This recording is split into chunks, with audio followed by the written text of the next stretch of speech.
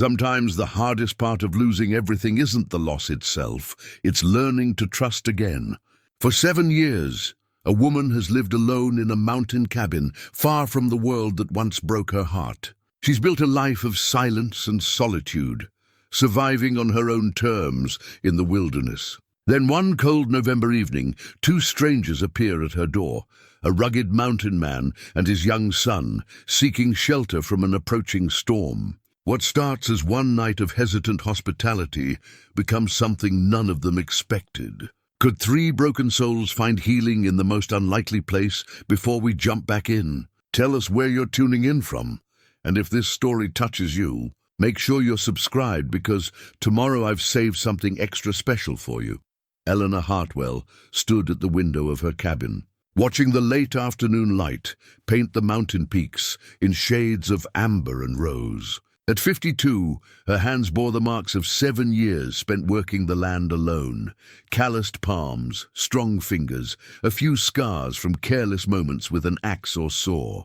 Her hair, once a rich chestnut brown, now carried threads of silver that she tied back with a simple leather cord each morning. She'd stopped caring about such things as vanity the day she buried Thomas. The cabin sat in a small clearing, surrounded by towering pines that whispered secrets in the wind. It was a solid structure, built by Thomas's hands 20 years ago, when they were young and full of dreams about their life together in the wilderness. 2 rooms, a main living space with a stone fireplace, kitchen area, and her sleeping quarters in the back. The logs were chinked tight against the weather, the roof was sound, and the windows, though few, let in enough light to keep the darkness at bay. She'd chosen this place deliberately after Thomas passed. Not because it was where they'd been happiest, that would have been too painful, but because it was far enough from Pine Ridge that people couldn't easily drop by with their casseroles and their pitying eyes.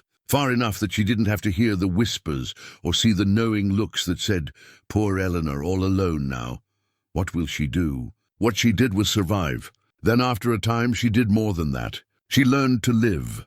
Her days followed a rhythm as steady as the seasons. Wake at dawn, stoke the fire, put coffee on to boil. Check the chickens, gather eggs, feed the 2 goats that provided milk and cheese. In spring and summer, tend the garden. Potatoes, carrots, beans, squash, herbs. In fall, preserve everything dry meat, put up jams and pickles. In winter, keep the woodpile stocked, trap small game, and wait for the snow to melt. She'd become a fair shot with the rifle Thomas left her. Had to be. A woman alone in the mountains couldn't afford to miss when a deer presented itself, and she certainly couldn't afford to hesitate if a bear or mountain lion took too much interest in her chickens. The wilderness didn't care about her grief or her gender. It demanded competence, and she'd learned to provide it. The hand-carved rocking chair sat near the fireplace, its wood polished smooth by years of use. Thomas had made it the winter before he took sick, spending long evenings by lamplight with his whittling tools, shaping each piece with care. He'd presented it to her on their 20th anniversary, grinning like a boy. "For when we're old," he'd said, "and all we want to do is sit and watch the fire." They'd never gotten to be old together. She'd been 45 when the fever took him. 3 weeks from the first cough to the last breath. The doctor in Pine Ridge had done what he could, but pneumonia in the mountains was a merciless thing. She'd held Thomas's hand as he slipped away, had whispered promises about being strong, about carrying on. He'd smiled at her, that same gentle smile that had won her heart 30 years before, and told her not to waste her life on grief. She'd tried. But trying and succeeding were different things. The first year after his death, she'd stayed in their home in Pine Ridge, going through the motions. Friends visited, brought food, invited her to socials and church gatherings. Everyone meant well, but their kindness felt suffocating, their concern like a weight pressing down on her chest. She couldn't breathe in that town anymore. Every corner held a memory. The mercantile where Thomas bought her peppermints, the church where they'd married, the tree-lined street where they'd walked on summer evenings.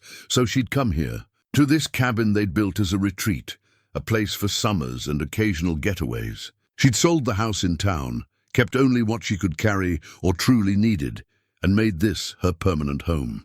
People thought she was crazy. Maybe she was. But at least here she could grieve in private. At least here the silence was her own choice. 7 years had passed since then. 7 years of seasons turning, of snow falling and melting, of gardens planted and harvested. 7 years of talking only to herself and the animals, of going weeks without seeing another human face. She made the journey to Pine Ridge twice a year, spring and fall, to trade furs and preserved goods for supplies she couldn't make or grow herself. Flour, salt, sugar, coffee, ammunition, lamp oil. The essentials. The townspeople still worried about her. She could see it in their eyes when she appeared at the trading post, weathered and lean, speaking only as much as necessary to conduct her business. The women would try to draw her into conversation, asking after her health, hinting at church socials or quilting circles. The men would offer to check on her, to make sure everything was all right up at the cabin. She'd politely decline, pay for her goods, and disappear back into the mountains. She told herself she was content. The land provided what she needed. The work kept her hands busy and her mind occupied. In the evenings, she had her books. Thomas had been a reader, and they'd accumulated a modest library over the years. She'd read through every volume multiple times now, could recite passages from memory. On clear nights, she'd sit outside and watch the stars, feeling small beneath their ancient light, finding comfort in the vastness of it all. But if she was honest, and honesty was one luxury of solitude, she knew the difference between contentment and mere existence. She existed. She functioned. She survived each day and moved into the next. But the warmth she'd once known, the simple joy of sharing a meal or a laugh or a moment of wonder with another person, that had been buried with Thomas. She'd convinced herself she didn't need it anymore. Needing things, needing people only led to loss. Better to rely on herself alone. Better to keep the world at a distance where it couldn't hurt her again. November had arrived with its familiar warning signs. The aspens had dropped their golden leaves weeks ago, and the evergreens stood dark against increasingly grey skies. Eleanor had spent the past month preparing for winter, stacking firewood against the cabin wall, checking the roof for any weak spots, storing root vegetables in the small cellar beneath the floor. Her pantry was well stocked with jars of preserved venison, dried herbs, pickled vegetables, and the last of summer's berry preserves. The chickens were in their reinforced coop, safe from predators. The goats had thick coats growing in. She'd made sure of everything, the way she always did. Winter in the mountains demanded respect and preparation. Mistakes could be fatal. This particular evening, she'd noticed the clouds building throughout the day, heavy and dark, rolling in from the northwest. The air had that particular quality it got before a storm, a thickness, a sense of anticipation. The temperature had dropped steadily since noon. By nightfall, she expected snow. Possibly a significant amount given how the wind was picking up.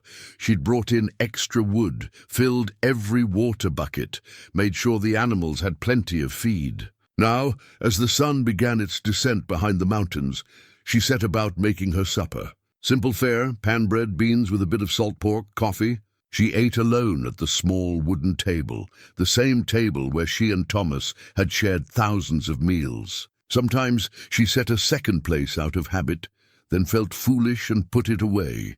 Tonight she ate from a single plate, her thoughts drifting as they often did in the quiet hours. She thought about Thomas, about the life they'd planned that never fully came to be.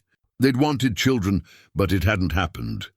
They'd talked about growing old together, about grandchildren that would never exist, about rocking on a porch and telling stories about their adventures in the wilderness.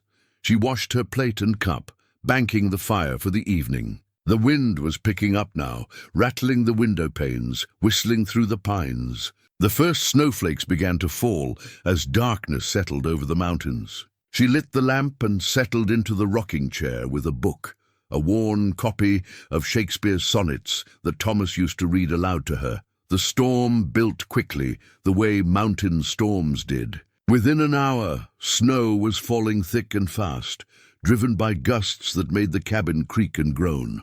Eleanor added another log to the fire, grateful for solid walls and a tight roof. This was the kind of storm that could trap a person for days, that could kill anyone caught unprepared in the open. She was just thinking about heading to bed when she heard it, a sound that didn't belong to the storm. A sound that made her freeze, book forgotten in her lap. Someone was knocking at her door. For a moment she didn't move. Couldn't move. In 7 years, no one had come to this cabin unannounced. No one came here at all except her. The nearest neighbor was 5 miles away over rough terrain, and they knew better than to visit without invitation. The knock came again. Steady, patient, but insistent. Not threatening, but definitely there. Eleanor set down her book and stood slowly, her heart beginning to pound.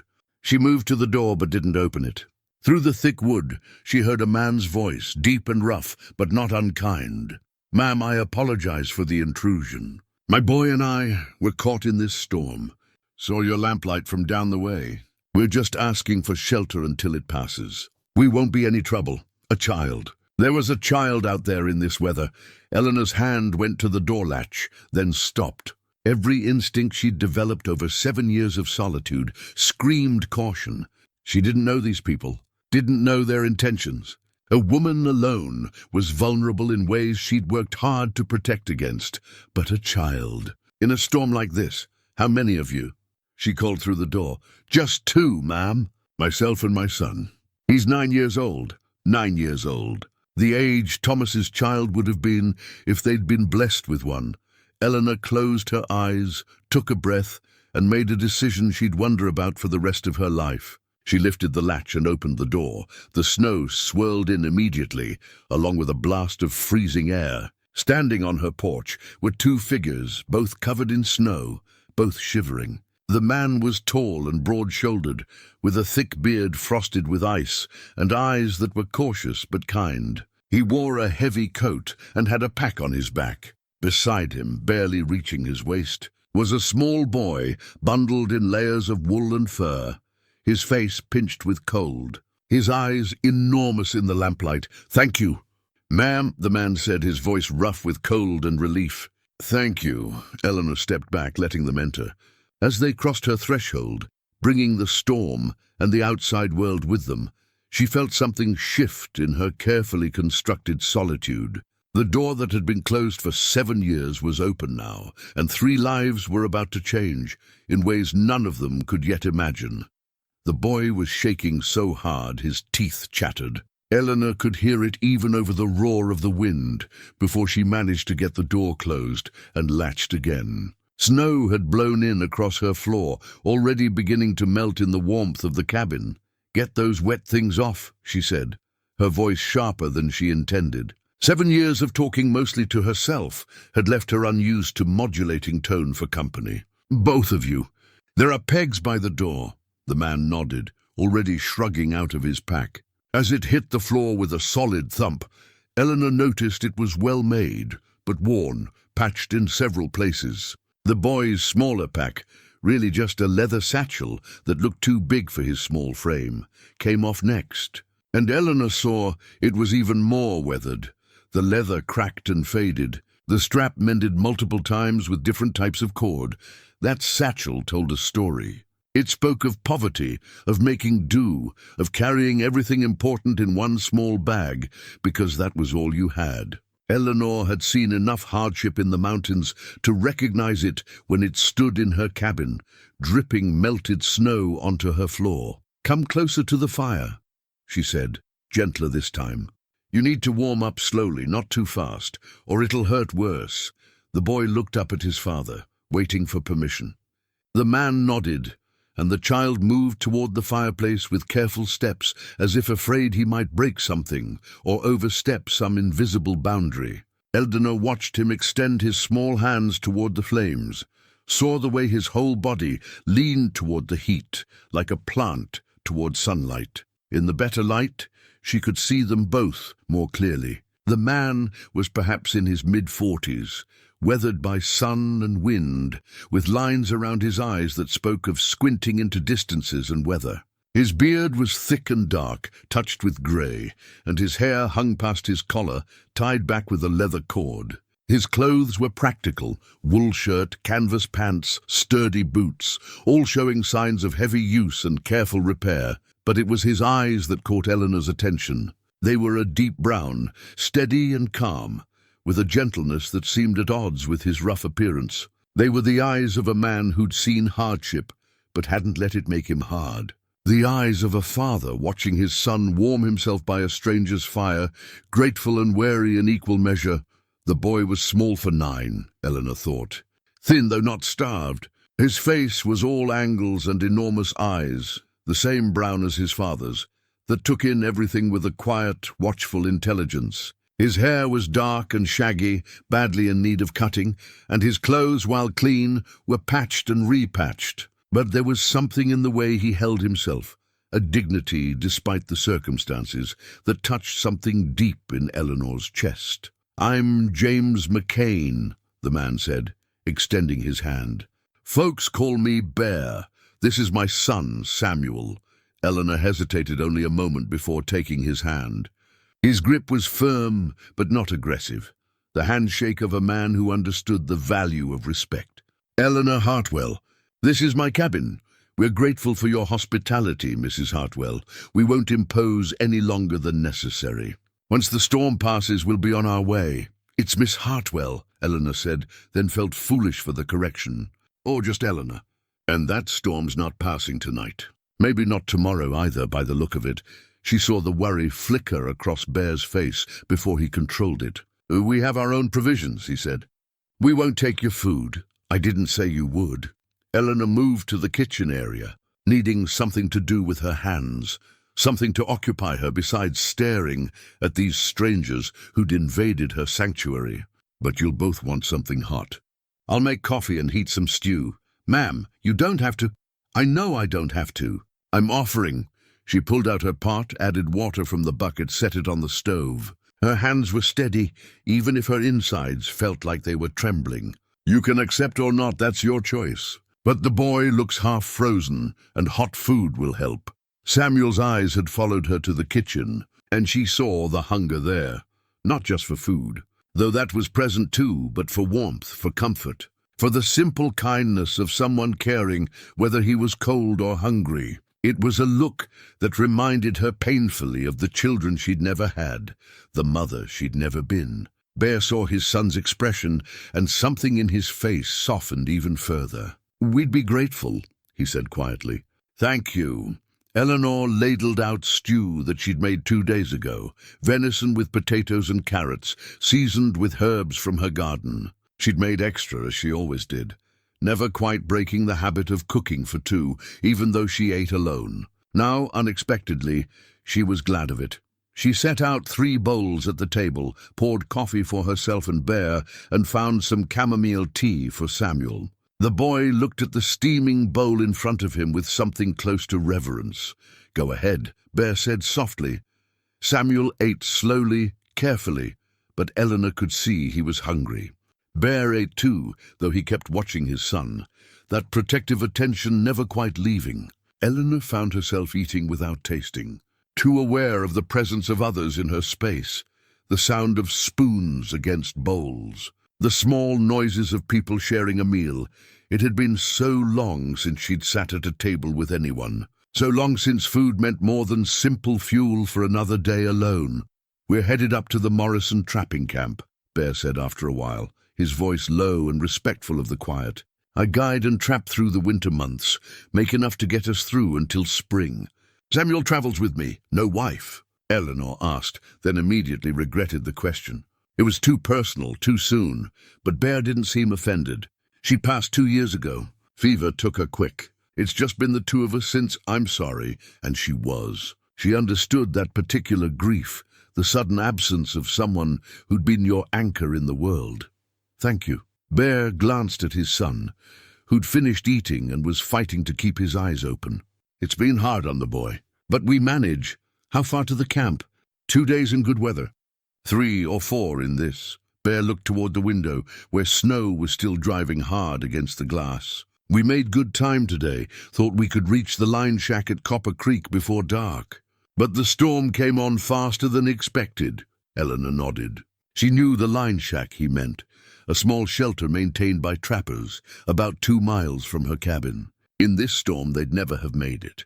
Would have frozen to death trying. "You can sleep here tonight," she said, the words coming out before she'd fully decided to say them. "I have some blankets. The floor by the fire will be warm enough. We have our bedrolls," Bear said. "We won't take your blankets." The boy needs more than a bedroll tonight. He needs to warm through properly. Eleanor stood, began gathering what she'd need. Extra blankets from the chest, an old quilt. "You can argue with me or you can let me do what makes sense. Your choice." Bear looked at her for a long moment, and Eleanor saw him weighing something. Pride against practicality, independence against his son's well-being. Finally, he nodded. "Thank you. We'll repay your kindness however we can. I don't need repayment. I just need you both to not freeze to death in my dooryard." "That would be poor manners on my part." A ghost of a smile touched Bear's weathered face. "Yes, ma'am." They settled Samuel first, creating a nest of blankets near the fire. The boy was asleep almost before his head touched the makeshift pillow, exhausted by cold and travel and the sudden warmth and food. Bear covered him carefully, tucking the blankets around him with the practiced efficiency of a parent who'd done this countless times. Eleanor watched from across the room, something twisting in her chest. This was what she'd given up when she chose solitude. Not just companionship, but this, the small domestic rituals, the caring for others, the sense of being part of something larger than just her own survival. "He's a good boy," Bear said quietly, settling himself nearby but not too close to his son, his body positioned between Samuel and the door in an unconscious protective gesture. "Gets scared sometimes being out in the weather, but he never complains. Braver than he knows. He's lucky to have you." Eleanor meant it. Whatever else this man was, he was clearly a devoted father. "I hope he'd agree with you. Sometimes I wonder if I'm doing right by him, keeping him out here instead of—" Bear trailed off, shook his head. "But that's not your concern. We'll be gone as soon as the storm breaks." Eleanor nodded, but something in her chest felt tight. She moved to her own sleeping area, separated from the main room by only a curtain, and lay down fully clothed. Listening to the storm rage outside and the quiet breathing of the strangers in her home, she'd opened her door tonight, let the world back in, just a crack, and lying there in the darkness, listening to a child's peaceful breathing and a father's watchful silence, Eleanor realized something that frightened her more than any storm ever could. She wasn't sure she wanted them to leave. Morning came grey and muted, the world outside wrapped in white. Eleanor woke to unfamiliar sounds, the rustle of someone moving in the main room, the low murmur of a man's voice speaking softly to his son. For a confused moment she thought it was Thomas, that the past 7 years had been some terrible dream, and she was waking to find her husband still alive, still with her. Then reality settled back into place, heavy and familiar. Not Thomas, strangers. 2 people she'd let into her home because a storm was trying to kill them. She rose quietly, splashed water on her face from the basin in her room, and braided her hair. When she pushed aside the curtain, she found Bear already up, stoking the fire while Samuel still slept, bundled in his nest of blankets. "Morning," Bear said, keeping his voice low. "Hope I didn't wake you." "You didn't. I'm usually up before dawn anyway." Eleanor moved to the kitchen area, automatically reaching for the coffee tin. Then she paused, her hand hovering over it. The tin was getting low. She'd planned to make it last until her spring trip to Pine Ridge, rationing it carefully the way she always did. But she had guests, unexpected guests who'd be leaving soon as the storm broke. She measured out the grounds, more generous than she'd been with herself in months. If Bear noticed, he didn't comment, though she saw his eyes follow her movements with quiet attention. "Storm's still blowing," he said, moving to the window. "Hard to tell how much snow we got. It's drifting pretty fierce. But we're probably looking at another day before it's safe to travel." Eleanor nodded, trying to ignore the small flutter in her chest that might have been anxiety or might have been something else entirely. "The animals need tending. I usually do it first thing. I can help with that if you'll allow it." Bear glanced toward his sleeping son. "Once he wakes, Boy can sleep through anything when he's warm and fed. I've managed alone for 7 years. I can manage one more morning. I don't doubt that, Mum. Bear's tone was respectful but firm. But if we're taking your shelter and your food, seems only right we contribute what we can. I'm good with animals and handy with repairs. If something needs fixing while I'm here, I'd be grateful for the work. Eleanor studied him. There was no false pride in his offer, no masculine need to prove himself. Just a man who understood the balance of give and take, who didn't like being beholden without offering something in return. The chicken coop could use some reinforcement on the north side, she admitted. Wind's been getting under the boards there. I patched it, but it needs proper fixing. I can do that. Bear smiled just slightly. After coffee, the coffee was ready, dark and strong, and Eleanor poured 2 cups. She'd forgotten the pleasure of sharing the first cup of the day with someone, the companionable silence of 2 people waking up together. Not together in the way she'd been with Thomas, but together nonetheless.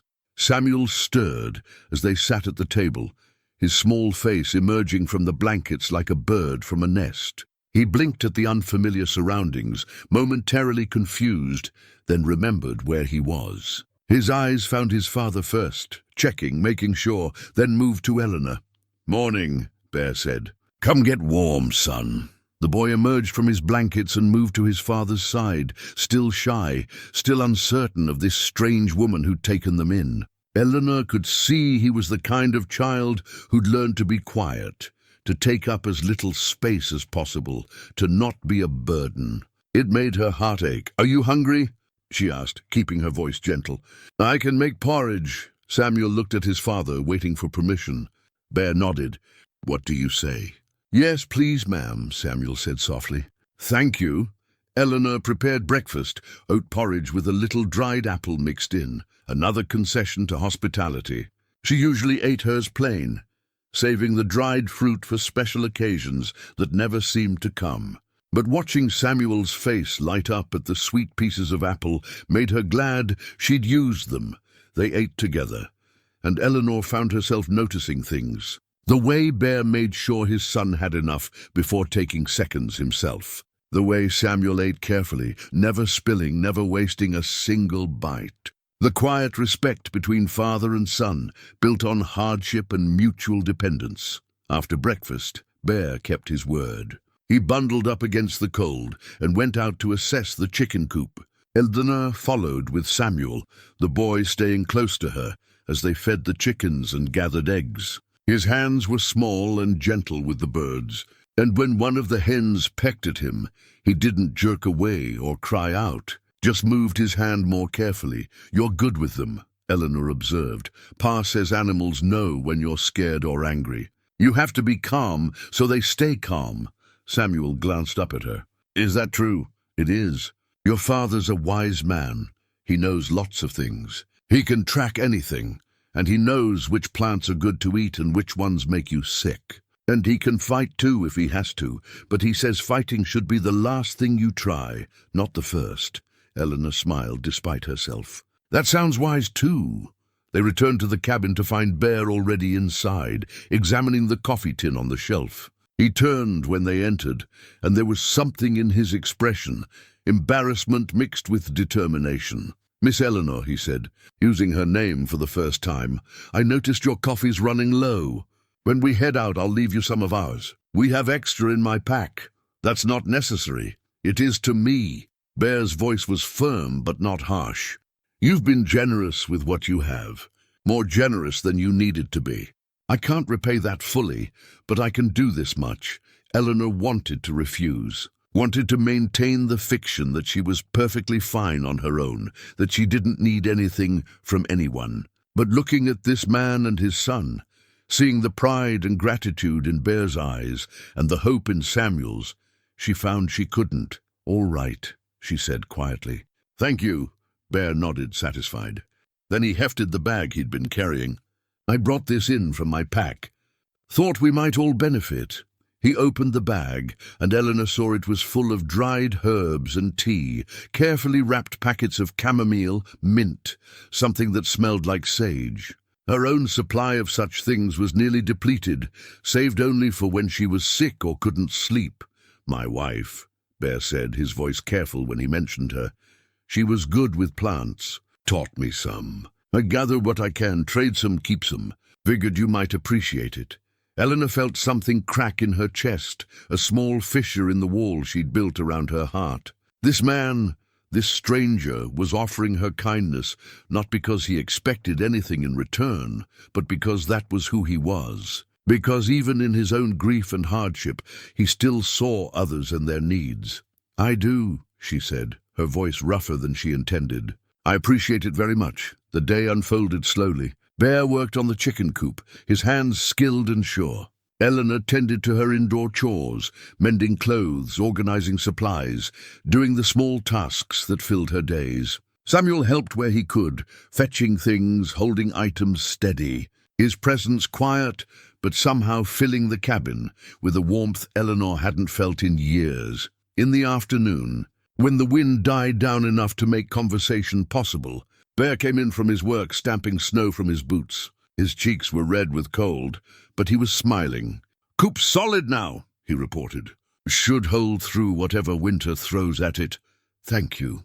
Eleanor poured him coffee, the good coffee, the last of what she'd been hoarding, and watched as he wrapped his cold hands around the cup. Grateful for the warmth, Samuel was at the window watching the snow fall. "It's pretty," he said softly. "Like the whole world is getting a clean blanket." Eleanor moved to stand beside him, looking out at the white landscape. "That's a nice way to think of it. My mama used to say that. She said snow was the world's way of starting fresh, covering up all the old marks and tracks so everything could begin again." There was no sadness in Samuel's voice when he mentioned his mother, just a gentle remembrance. Eleanor glanced at Bear and saw him watching his son with that same protective love, mixed now with a quiet sorrow. "Your mama was right," Eleanor said. "That's exactly what it is." They stood together at the window, three people who'd been strangers less than a day ago, watching the snow fall and the world transform. And Eleanor realized that something was transforming inside her too, something she'd thought was frozen solid and dead. It wasn't much, just a small thaw, a tiny crack in the ice. But it was there, undeniable and growing. And despite all her carefully maintained solitude, despite all her determination to need no one and nothing, Eleanor found she wasn't entirely sorry about it. By evening, the storm had finally begun to ease. The wind no longer howled with quite the same fury, and the snow fell more gently, almost peacefully. But the world outside was buried deep and bare. After stepping out to assess the situation, reported that they'd need at least another day before travel would be safe. Eleanor should have felt anxious about the extension, should have felt her carefully guarded space being invaded for longer than she'd planned. Instead, she felt something closer to relief, and that frightened her more than the storm ever could. They ate supper together, venison stew again, with fresh bread Eleanor had baked that afternoon, while Bear worked outside and Samuel watched, asking quiet questions about measurements and rising times. The boy had an eager mind, she'd noticed. He soaked up information like dry earth soaking up rain, curious about everything, but careful not to be a nuisance about it. After the meal, as they cleared the dishes, Bear's attention caught on something Eleanor had almost forgotten was there, the silver-framed photograph that sat on the narrow shelf above her bed, visible now through the open curtain. It showed a younger Eleanor and a man with kind eyes and a gentle smile, his arm around her shoulders, both of them squinting slightly into the sun. "Your husband?" Bear asked, his tone respectful, not prying. Eleanor nodded, moving to pick up the frame. She hadn't looked at it properly in months, had learned to see past it the way you learn to see past familiar things. But now, holding it, she really looked at Thomas's face, the face she'd loved for 30 years. "Thomas," she said. "He's been gone 7 years now. Pneumonia took him fast. 3 weeks from healthy to—" She stopped, the words still catching even after all this time. "I'm sorry." Bear's voice carried genuine understanding. "It's a hard thing losing your partner. Feels like losing half of yourself." "Yes." Eleanor set the photograph back carefully. That's exactly what it feels like. They returned to the main room, and Bear settled near the fire. Samuel was already drowsy, curled up in his blankets, fighting sleep the way children do when they don't want the day to end. Bear reached out and smoothed his son's hair, a gesture so tender it made Eleanor's throat tight. "Tell me about him," she said, surprising herself. "Thomas, I mean." "If you're willing." Bear looked at her, considering, then nodded. "I'd like that. If you'll tell me about Mary after." It was a fair exchange, Eleanor thought.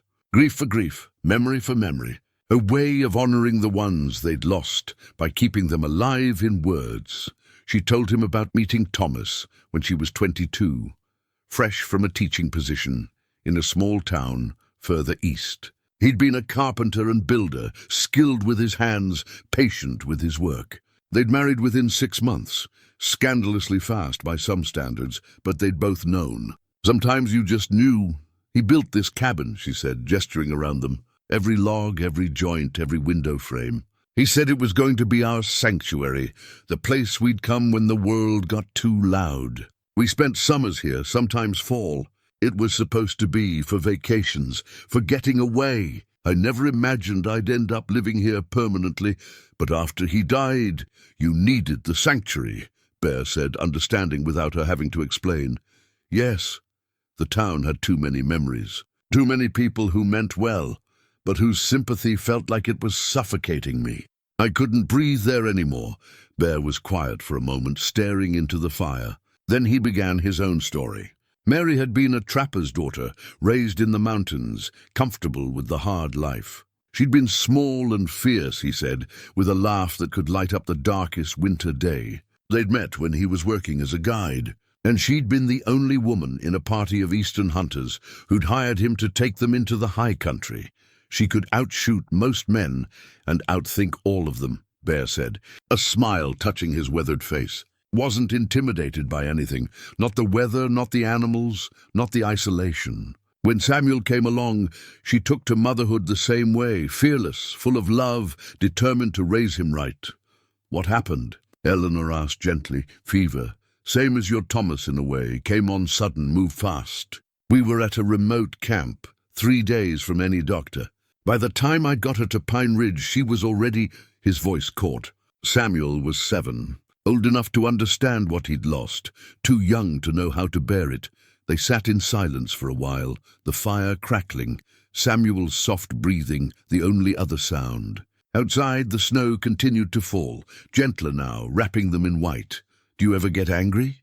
Eleanor asked. "At them for leaving? At God for taking them?" Bear considered the question. "I did at first. Spent months angry at everything.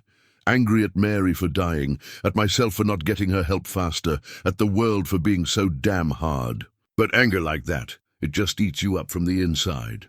Makes you bitter. And I couldn't let Samuel see me like that. He needed his father to be strong, to show him you can survive grief without letting it destroy you. How did you do that? Stay strong for him? Some days I didn't. Some days I wanted to just sit down and never get back up. But then I'd look at him and remember he lost his mother. He was hurting too, maybe worse than me because he was so young. So I had to keep moving, keep working, keep being his father.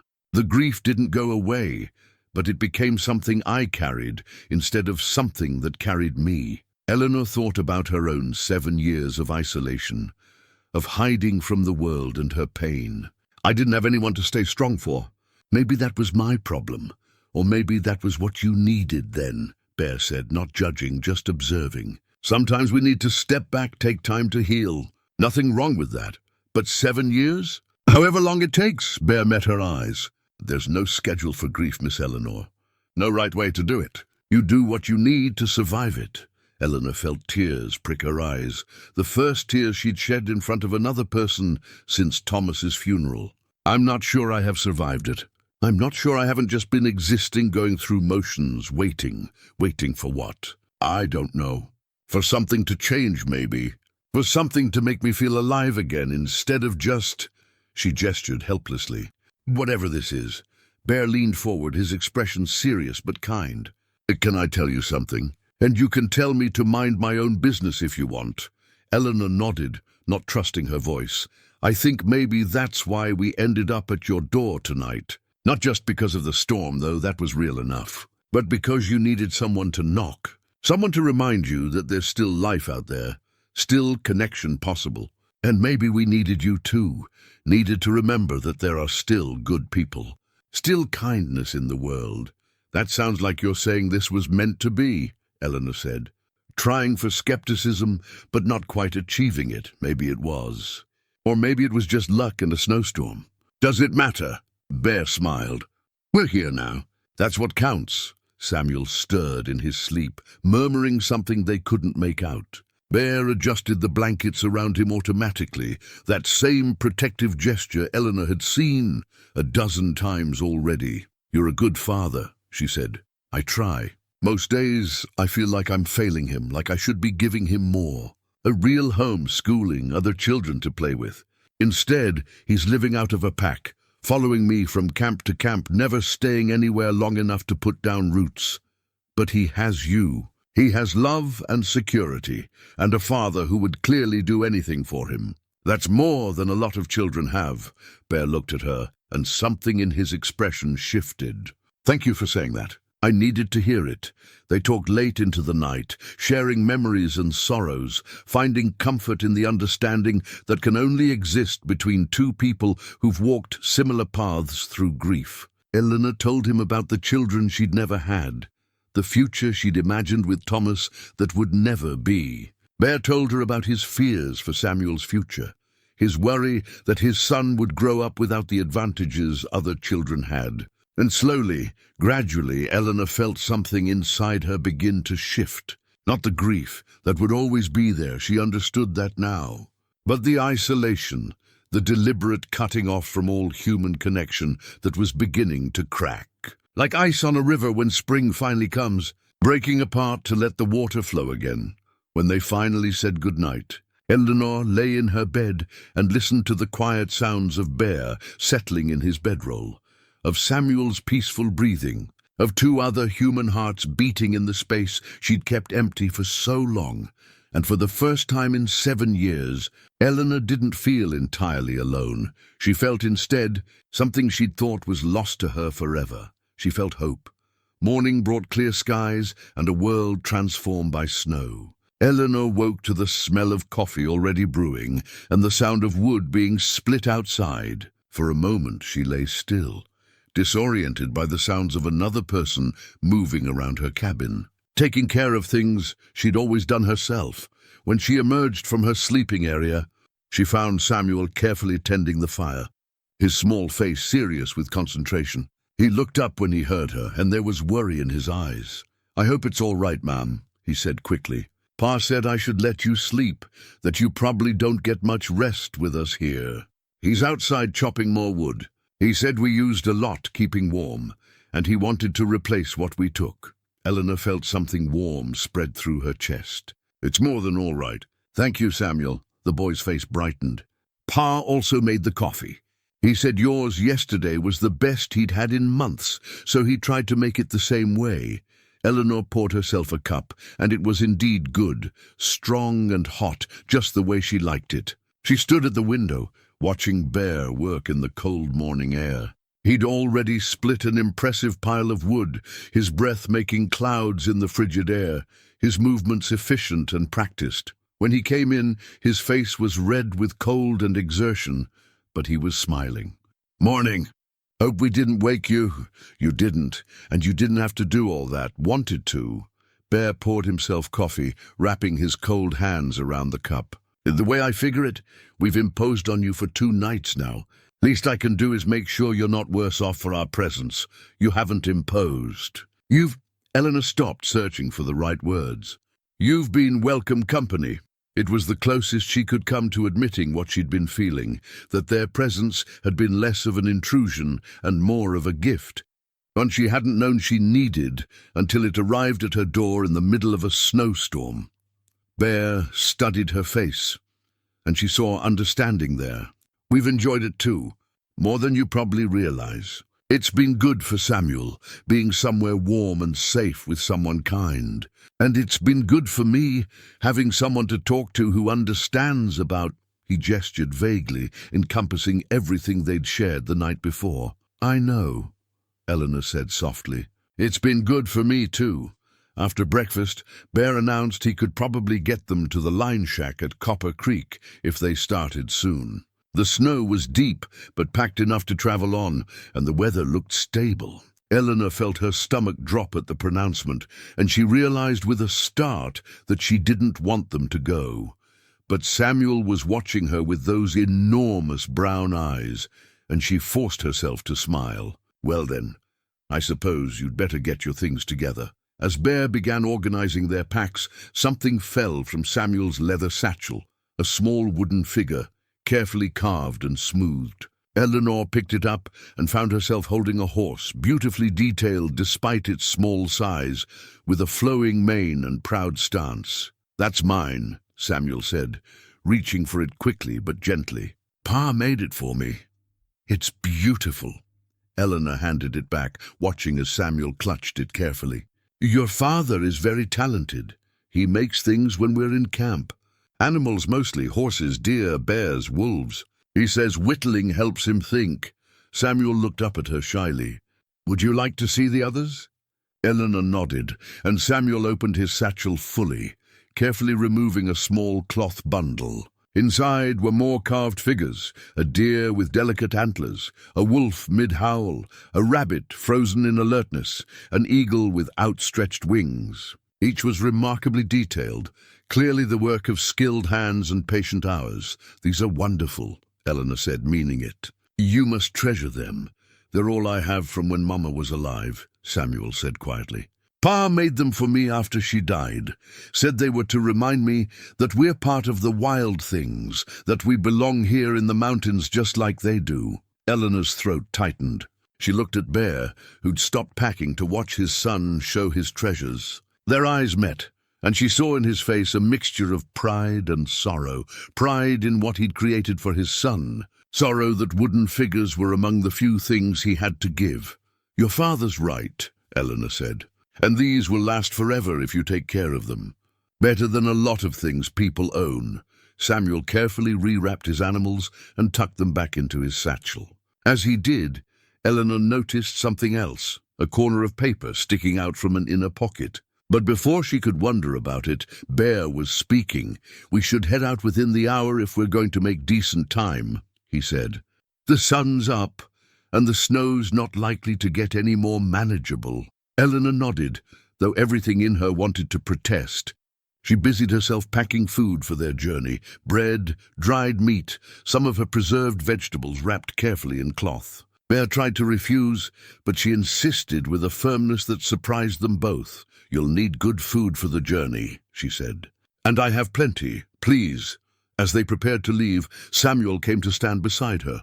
"Thank you for letting us stay," he said formally, the way a child does when he's been taught proper manners. "You're very kind." Eleanor knelt down to his level, surprising herself again. "You're very welcome, Samuel. You're a good boy. And it's been a pleasure having you here." Then, on impulse, she went to her shelf and took down one of her books, a collection of folk tales with beautiful illustrations, one of her favorites from childhood. "I'd like you to have this," she said, offering it to him.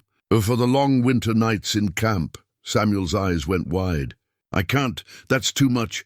"You can, and it isn't. A boy who appreciates his father's carvings will appreciate these stories too." She pressed it into his hands. "Besides, I know them all by heart anyway." Samuel clutched the book like it was made of gold, then threw his arms around Eleanor's waist in a sudden, fierce hug.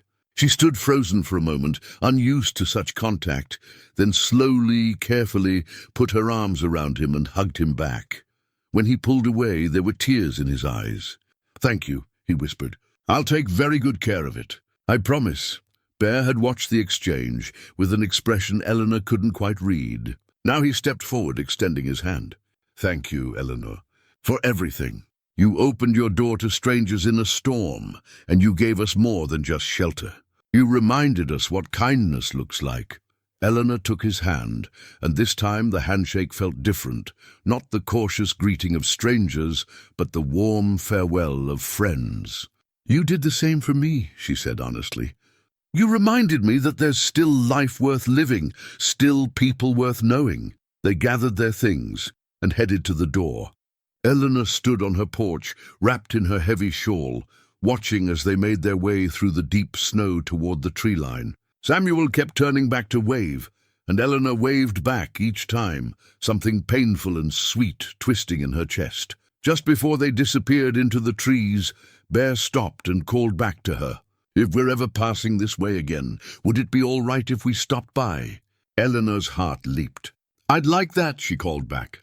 "I'd like that very much." She watched until they were out of sight, swallowed by the white forest and the distance. Then she went back inside her cabin, and for the first time in 7 years, it felt empty in a way that hurt. The silence that had once been her sanctuary now felt oppressive. The space that had been her refuge now seemed too large, too quiet, too lonely. She moved through her daily routine mechanically, but everything felt wrong somehow, off balance. That evening, she sat in her rocking chair, the one Thomas had made, and let herself cry. Not for Thomas this time, though he was part of it, but for herself, for the years she'd wasted hiding from life, for the connection she'd just begun to feel and was already missing desperately. She cried for the child she'd never had, for the family she'd lost, for the loneliness she'd chosen and could now barely stand. And she cried because 2 strangers had walked into her life for 3 days and had somehow, impossibly, changed everything. When the tears finally stopped, Eleanor felt wrung out, but somehow clearer. She understood something now that she hadn't before, that grief doesn't end, but it changes. It becomes something you can carry instead of something that carries you, just as Bear had said. And that opening yourself to new connections, new possibilities, doesn't mean forgetting the ones you've lost. It means honoring them by continuing to live fully, by letting your heart remain open, even when it's been broken. She didn't know if she'd ever see Bear and Samuel again. The mountains were vast, and their lives were transient. But they'd given her something invaluable. They'd shown her that her heart could still feel, still connect, still hope. And that was worth more than all the solitude and safety she'd wrapped around herself for 7 years. That night, as she lay in bed, Eleanor made a decision. When spring came, she wouldn't hide anymore. She'd go to Pine Ridge more often, maybe even accept some of those social invitations she'd been declining for years. She'd start living again, really living instead of just surviving. It was what Thomas would have wanted.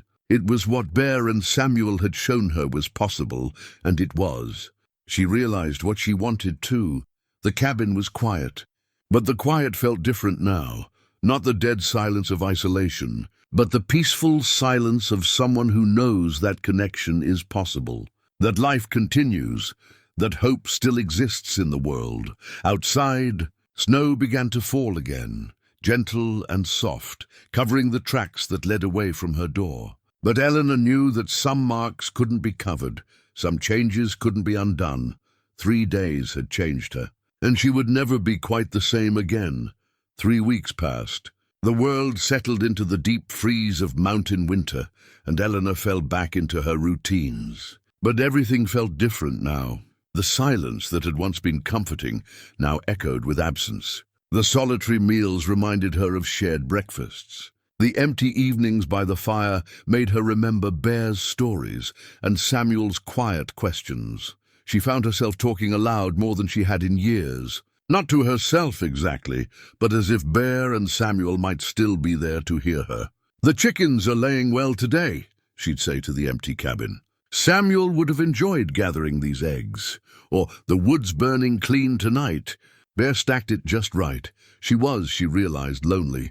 Not the numb isolation she'd chosen for 7 years, but an acute awareness of solitude that came from knowing what companionship felt like and missing it desperately. Then, on a bright afternoon in early December, she heard it again, that sound that didn't belong.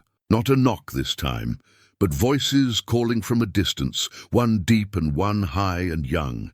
Eleanor's heart leaped. She rushed to the door and flung it open to see 2 familiar figures making their way through the snow toward her cabin. "Bear, with his distinctive broad-shouldered gait and Samuel beside him waving enthusiastically. "We hope we're not intruding," Bear called as they got closer. "But we were passing through and Samuel insisted we stop by." "Pa said we couldn't impose," Samuel added. "But I wanted to see if you were all right."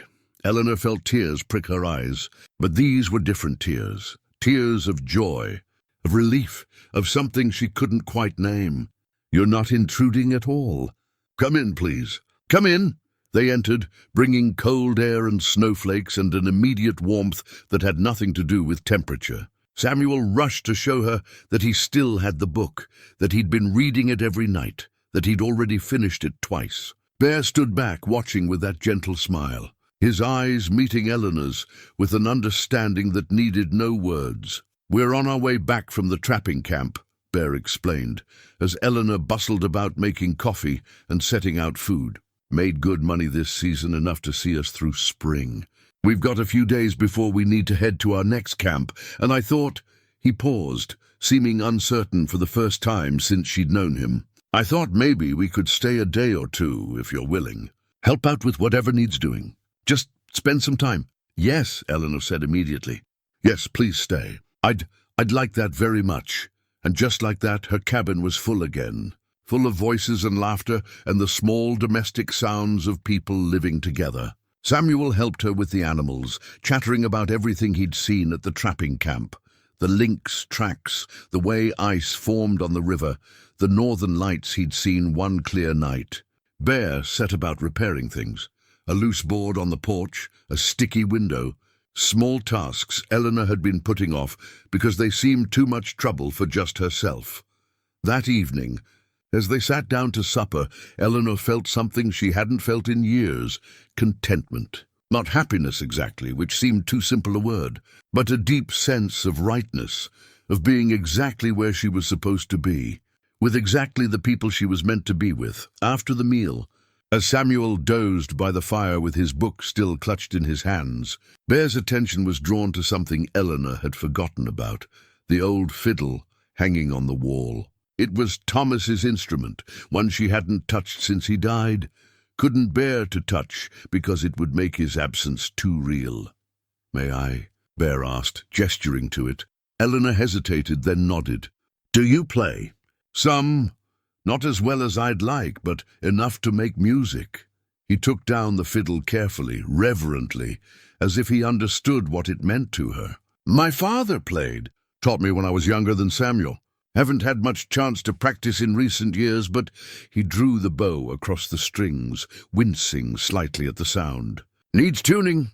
He spent a few minutes adjusting it, his hands sure on the pegs, his ear attuned to the pitch. Then he began to play. Simple folk songs at first, mountain melodies that had probably been old when this country was young. The sound filled the cabin, warm and alive, and Eleanor felt something break open inside her.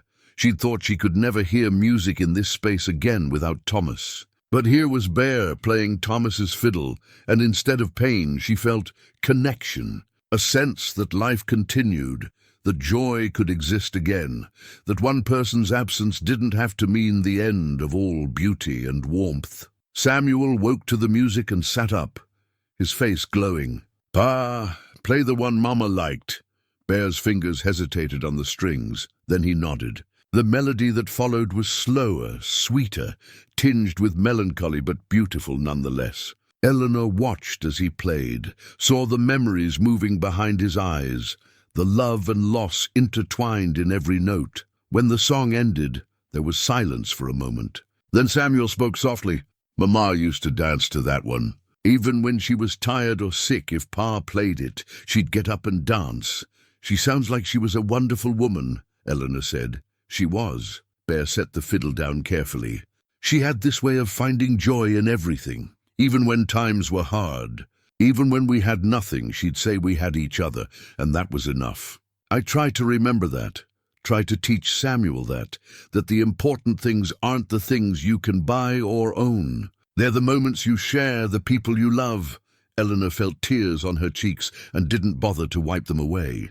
Thomas was like that too.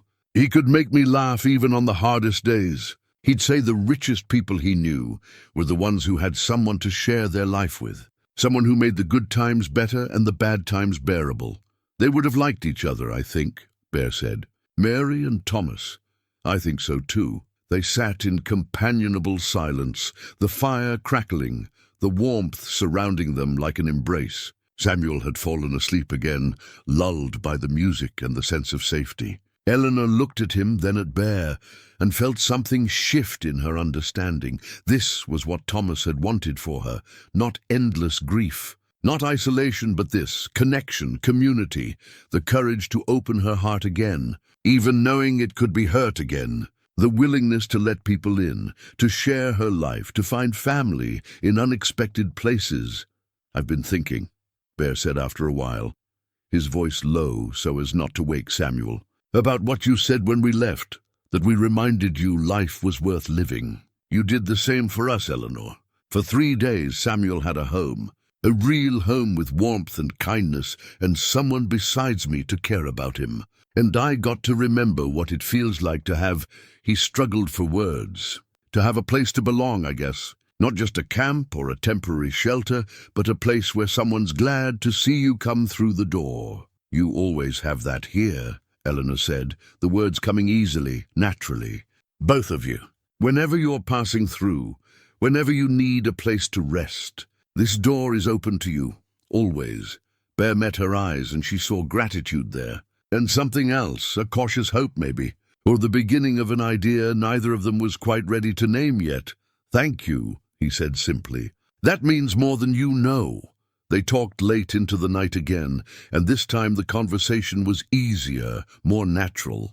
They'd moved past being strangers, or even friendly acquaintances. They were becoming something else, friends certainly, but maybe something more. Not romantic love.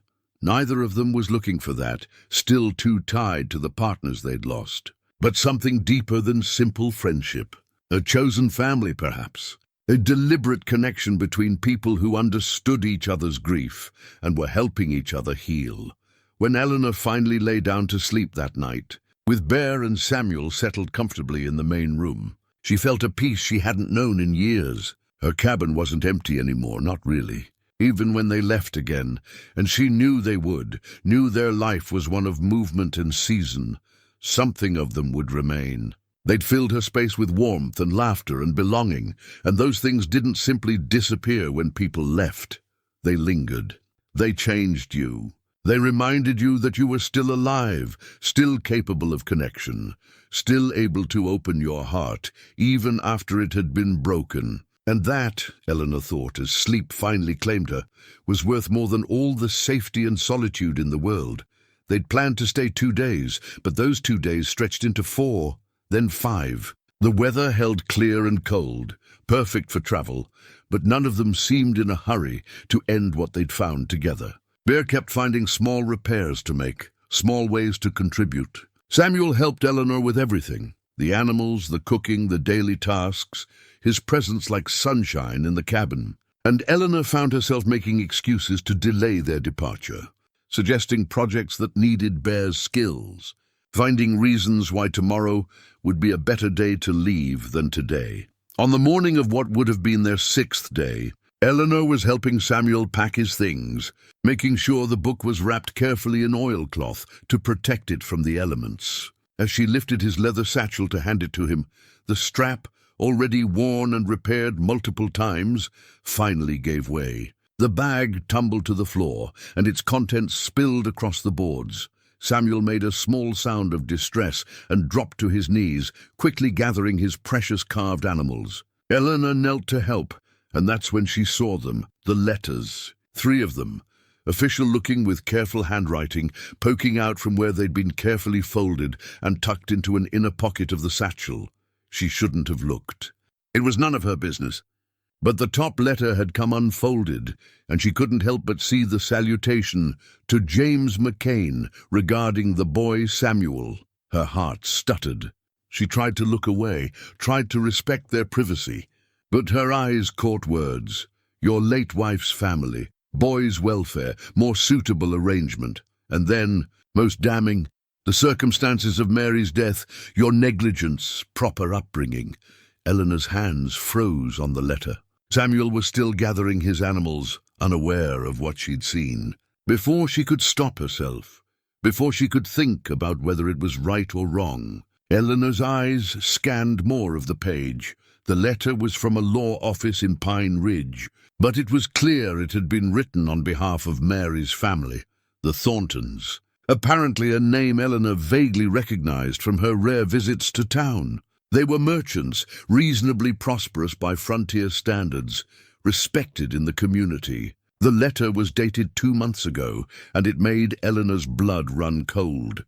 They were agreeing to see Samuel. After years of refusing to acknowledge him, of calling him the trapper's bastard, a phrase that made Eleanor's hands clench, they were finally willing to meet him. But the conditions were harsh. They would consider taking him in, providing him with education and proper society, but only if Bear agreed to certain terms. The boy would live with them. He would take the Thornton name, and Bear would have limited contact, visits only at the family's discretion, and only if the boy was adjusting well. Most crushing of all was a line near the end. We feel it necessary to note that Mary's death, while attributed to fever, occurred during a period of extreme poverty and hardship. Had she remained with her family, rather than marrying against our wishes, she would likely still be alive. The boy deserves better than a life of transience and want. Eleanor's vision blurred with anger. How dare they? How dare they blame Bear for Mary's death, for the simple fact that illness could strike anyone, anywhere? How dare they suggest that a child would be better off without his loving father, in the care of people who'd rejected him for 7 years? She looked up to find Bear standing in the doorway, his face ashen. He'd been outside splitting wood, must have come in and seen her reading the letter. For a moment neither of them spoke. Samuel, oblivious, was carefully rewrapping his animals. "Eleanor," Bear started, his voice rough, "how long have you been carrying this?" she asked, keeping her voice low so Samuel wouldn't hear. "The letters arrived at the trading post in Pine Ridge 2 months ago. I picked them up on our way through, and you're considering it." She couldn't keep the hurt from her voice, the sense of betrayal. "You're thinking about giving him up?" Bear's face crumpled, years of anguish showing through the cracks in his composure. "Every single day I wonder if I'm being selfish. Every single day I look at him and think about what I can't give him. A real home, an education, other children to play with, security. Everything those letters say is true, Eleanor. Mary did die because we were poor, because I couldn't get her to a doctor fast enough, because we were 3 days from help in a remote camp. That's not your fault, isn't it?" Bear's voice broke. "I chose that life. She came with me because she loved me, but maybe she shouldn't have. Maybe if she'd stayed with her family, lived in town, had access to proper medical care, maybe she'd have died anyway," Eleanor said firmly. "Fever takes people in town too, Bear. You know that. I lost Thomas in Pine Ridge, with a doctor right there. Sometimes people die, and it's nobody's fault. It's just life. Hard, unfair, terrible life." Samuel looked up, sensing the tension. "Pa? Miss Eleanor? Is something wrong?" Bear wiped his eyes quickly, forced a smile. "Nothing, son. Just talking about our plans." But Samuel wasn't fooled. His eyes went to the letter in Eleanor's hand, then to his father's face, and something in his expression shuddered. He'd learned to read adult emotions, Eleanor realized. Had probably spent 2 years watching his father carry this burden, feeling his own guilt for being the cause of it. "It's about Mama's family, isn't it?" Samuel said quietly. "The Thorntons." Bear closed his eyes. "You know about them?" "I heard you talking to Mr. Henderson at the trading post, about how they wanted to meet me." Samuel's voice was very small, very controlled. "About how they might take me in." Eleanor's heart shattered. This child, this beautiful, gentle child, had been carrying this knowledge, this worry, probably for months, wondering if his father would send him away, trying to be good enough, useful enough, to make him want to keep him. "Samuel," Bear knelt down, taking his son's shoulders. "I would never send you away, never. You're my son, and I love you more than anything in this world. But they could give me things you can't," Samuel said. And he was crying now, quiet tears streaming down his face. "A real house, school, nice clothes. I heard what the letter said, Pa. I heard it when you read it out loud to yourself. They said Mama died because we were poor. That's not true, Eleanor said fiercely. She moved to kneel beside them both, putting her hand on Samuel's small shoulder. Your mama died because sometimes people get sick and medicine can't save them. It has nothing to do with being poor or rich. And those people who say otherwise, they don't know what they're talking about. But maybe I should go, Samuel said, his voice breaking. Maybe Pa would have an easier life without me. Maybe— Stop, Bear said, pulling his son into his arms. Stop right now. You are not a burden. You are not making my life harder. You are the only reason I get up every morning, the only reason any of this matters. Do you understand me? Samuel nodded against his father's chest, but Eleanor could see he didn't quite believe it. How could he? He was 9 years old, had lost his mother, and had probably heard or sensed his father's doubts about whether he could provide enough. Eleanor made a decision in that moment, a decision that would change all their lives, though she didn't fully understand the implications yet. She just knew that these two people, this man and this boy, had become too important to her to let them be torn apart by guilt and misplaced obligation. I have a proposal, she said. They both looked at her, Bear's eyes red-rimmed, Samuel's face still streaked with tears. Before you make any decisions about Samuel's future, before you even consider what those letters are suggesting, I want you to hear me out. Eleanor, please, just listen. She took a breath, hardly believing what she was about to suggest. Stay here, both of you, for the winter, maybe longer. You said you made good money trapping this season. Stay here. Let Samuel see what it's like to have a stable home for a few months. Let him, her voice caught, let him have a proper winter with regular meals and warmth and someone besides his father to care about him. And let yourself see if maybe, just maybe, there's another option besides constantly moving or giving him up to people who rejected him for 7 years. Bear stared at her. We can't ask that of you. You're not asking. I'm offering. Eleanor looked at Samuel, at his hopeful face, and felt her resolve strengthen. I have space. I have enough supplies for 3 if we're careful. And I have— She paused, surprised by the truth of what she was about to say. I have a need to not be alone anymore. You gave me that gift, Bear, you both did. You showed me I was still alive, still capable of connection. Let me return that gift. Let me give Samuel a home for the winter. Let me give you both a place to belong, even if it's just temporary. I'm not asking you to give up your life or your work. Come spring, when the thaw comes, you can decide what's next. Maybe you'll go back to trapping full-time. Maybe you'll take the Thorntons up on their offer, though I hope to God you won't. Maybe you'll find some other path entirely. But at least Samuel will have had one winter where he didn't have to worry about the next camp, the next move, whether there'd be enough food or enough warmth. Samuel was looking at his father with such naked hope it hurt to see. Bear looked between his son and Eleanor, and she saw him warring with himself, pride against practicality, independence against his child's needs. And in return, he finally asked, Because I won't take charity, Eleanor. I can't. In return, you help me prepare this place for a longer occupancy. We'll need to build another sleeping space, maybe a small addition. You'll help with the heavy work, the hunting, the wood cutting. And you'll teach Samuel everything you know about the mountains, about survival, about being a good man. And I'll teach him reading and writing and arithmetic. We'll do this together as— She searched for the word— as partners, as family.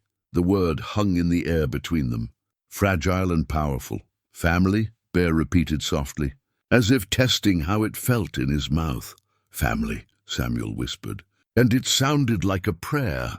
Eleanor nodded, her own eyes filling with tears now. If you'll have me, if you'll let an old widow woman be part of your family, I'd consider it an honor. Bear reached out and took her hand, and his grip was strong and warm and grateful. The honor would be ours. And just like that, everything changed. 3 broken people, 3 souls who'd lost what they thought they couldn't live without, found each other in a cabin in the mountains and decided to build something new, not a replacement for what they'd lost. That would never be possible. But something different, something chosen, Something that might, with time and care and love, become exactly what they all needed to heal. Outside, the snow began to fall again, but inside the cabin, warmth bloomed like spring flowers in winter ground. Hope, fragile and precious, took root in soil that had been frozen for far too long, and 3 hearts, scarred by loss but still beating, still reaching for connection, began to remember what it felt like to belong. The decision made, they threw themselves into the work of transforming Eleanor's solitary cabin into a home for 3. Bear and Eleanor spent long hours planning the addition, a small sleeping room that would connect to the main cabin through a covered walkway, giving them all privacy while keeping them close. It would be modest, just large enough for 2 beds and a small stove, but it would be theirs. They began work immediately, even though winter made construction difficult. Bear had experience building in harsh conditions, and Eleanor's knowledge of her own land proved invaluable. They selected trees carefully, felled them in the crisp winter air, their breath making clouds as they worked. Samuel helped where he could, dragging branches, sorting lumber, his face glowing with purpose and belonging. The first week was the hardest. Not the physical labor, though that was demanding enough, but the adjustment of 3 people learning to live together, to navigate each other's habits and needs and boundaries. Eleanor had lived alone for 7 years and had to relearn how to share her space. Bear was used to temporary camps and constant movement, not the settled rhythms of a permanent home. And Samuel, despite his joy at staying, carried the weight of those letters. The knowledge that somewhere out there, people were waiting to judge whether his father was fit to raise him, but they persevered.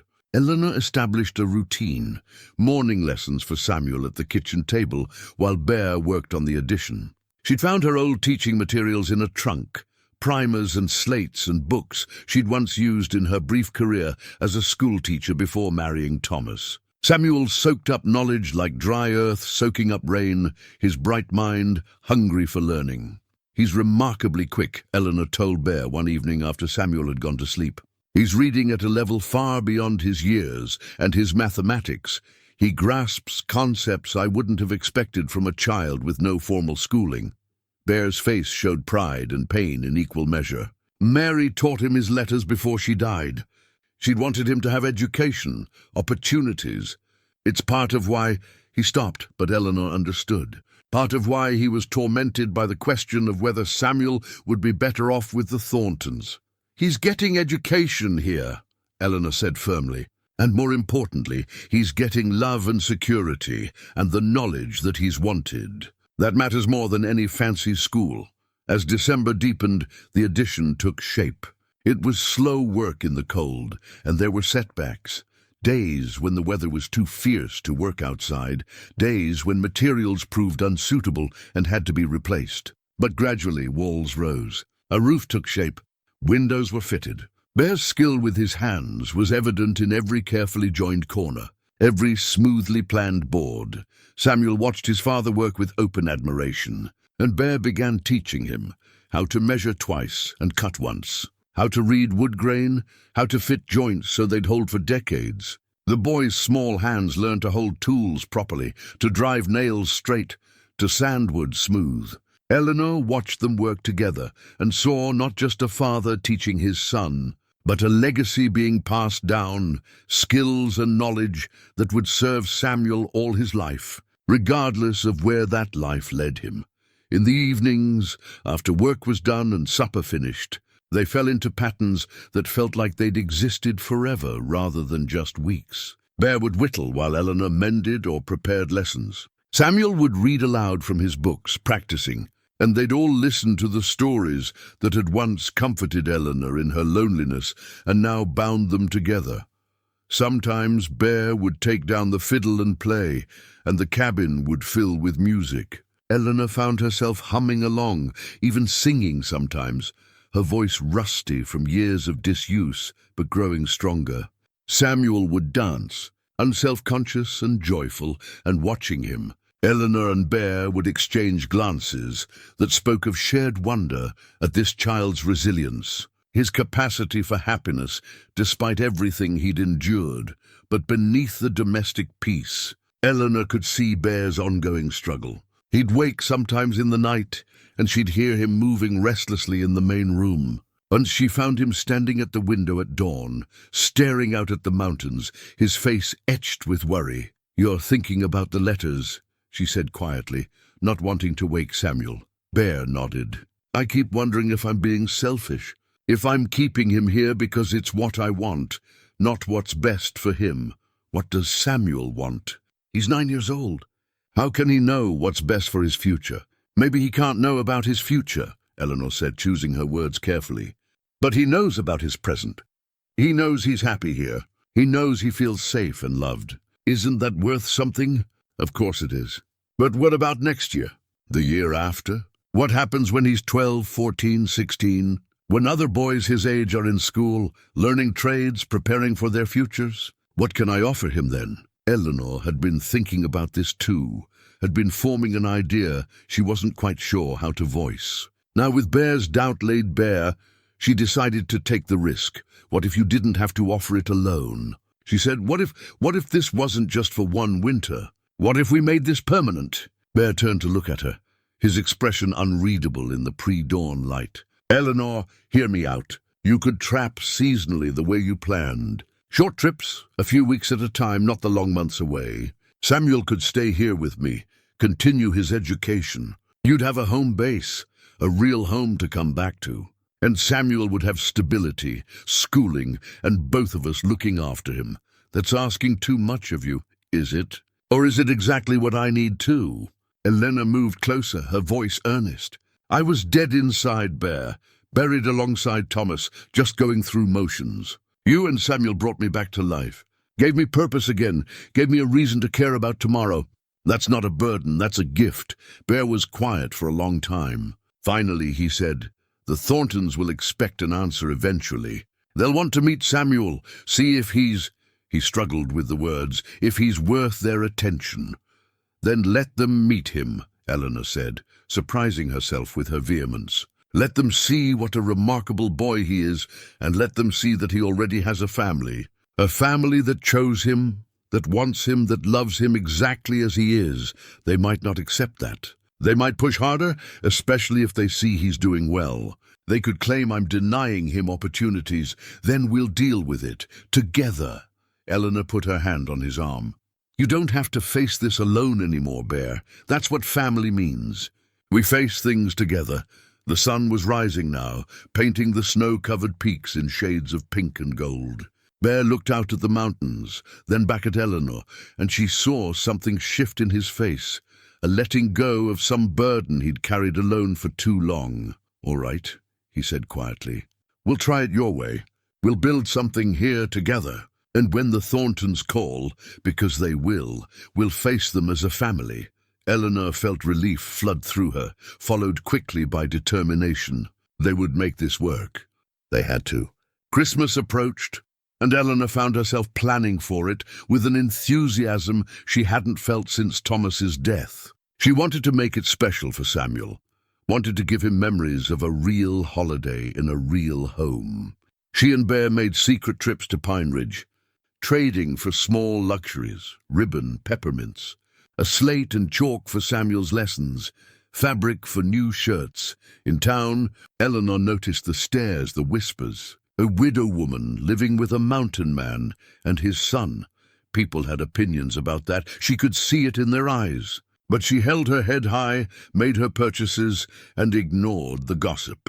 What did it matter what people thought? She knew the truth of what they were building, and that was enough.